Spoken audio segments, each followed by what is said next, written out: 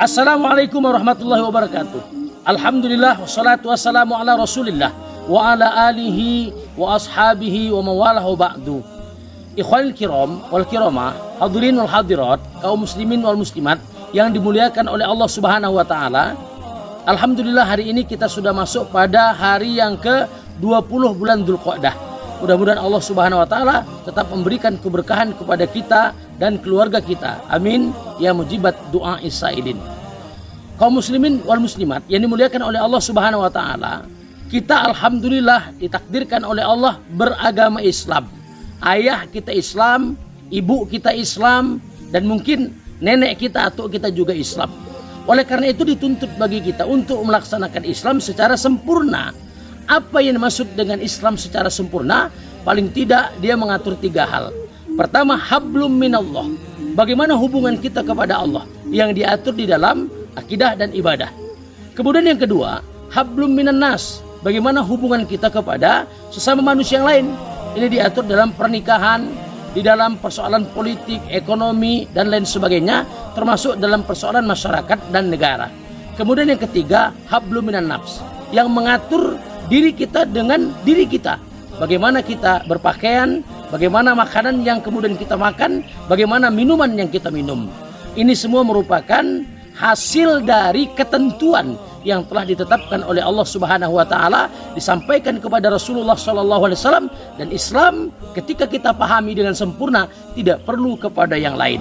Allah Subhanahu wa taala telah berfirman dalam Al-Qur'an, a'udzubillahi minasyaitonir rajim. Bismillahirrahmanirrahim. Al-yauma akmaltu lakum dinakum wa atmamtu alaikum ni'mati wa raditu lakumul Islam madina.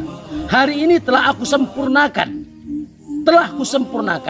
agama itu untuk kalian, dan telah aku cukupkan nikmatku, kata Allah, untuk kalian, dan aku ridho Islam telah menjadi agama kalian. Allah Subhanahu wa taala mengingatkan kepada kita ada 3 di sana. Pertama, Islam itu sudah sempurna. Lah kalau sudah sempurna, maka tidak perlu kepada yang lain yang tidak sempurna. Kehidupan sudah diatur dalam Islam benar-benar sempurna. Apa yang dimaksud dengan sempurna? Berarti tidak ada kecacatan di dalamnya. Tidak ada sesuatu yang tidak ada di dalamnya. Semua ada. Kita mau merujuk dari sisi dan persoalan apapun, semuanya bisa dilakukan. Kita mau merujuk berkaitan dengan persoalan bagaimana kehidupan kita, bagaimana kehidupan keluarga kita, bagaimana kehidupan bernegara kita, semua telah diatur di dalam Islam. Inilah yang disebut dengan sempurna. Kemudian Allah mengingatkan yang kedua, Allah telah cukup untuk kita dan tidak perlu kepada yang lain.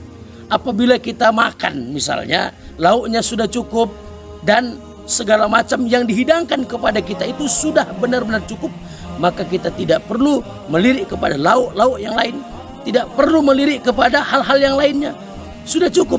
Kita sudah punya istri, kita merasa istri kita cukup, tidak perlu melirik kepada istri-istri yang lain. Karena itu cukup sudah bagi kita. Maka di dalam Islam sudah jelas cukup dan tidak perlu kepada sistem yang lain, tidak perlu kepada sistem kapitalis, karena sistem kapitalis banyak kecacatan dalamnya.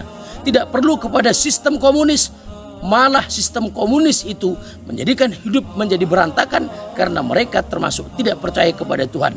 Jika kapitalis memisahkan agama dari kehidupan, diatur agama menurut persepsi masing-masing. Agama tidak boleh masuk ke ruang publik, agama tidak boleh mengatur negara. Itulah karakter kapitalis. Sedangkan komunis itu meniadakan Tuhan sama sekali, bahkan mereka mengatakan agama itu candu dari kehidupan. Islam mengajarkan kepada kita semuanya harus diatur di dalam Islam, dan cukup yang dimaksudkan oleh Allah Subhanahu wa taala di dalamnya berarti pemahamannya tidak perlu kepada kapitalisme, tidak perlu kepada komunisme, tidak perlu.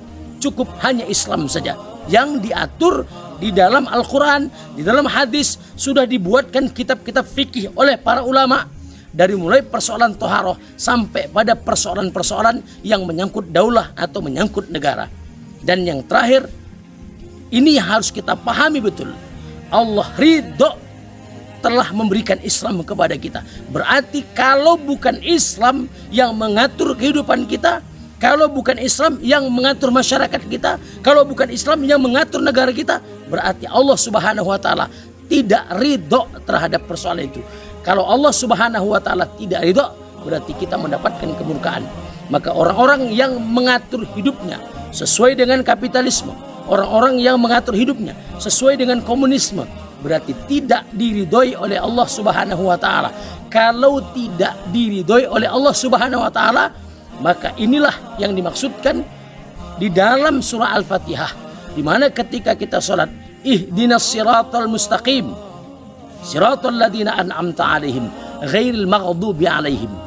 Jalan yang kita inginkan adalah jalan orang-orang yang diridhoi oleh Allah, orang-orang yang diberi nikmat oleh Allah. Mereka adalah orang-orang yang diridhoi, bukan orang-orang yang dimurkai. Jalan siapa yang dimurkai itu? Orang-orang Yahudi dan pengikutnya. Waladhdallin, dan bukan jalan orang-orang yang sesat. Jalan siapa yang sesat itu? Jalan orang-orang Nasrani dan orang-orang yang mengikutinya. Oleh karena itu, saudaraku, kaum muslimin wal muslimat yang dimuliakan oleh Allah Subhanahu wa taala, Islam adalah kehidupan kita. Islam adalah ruh kita. Islam adalah jalan kita.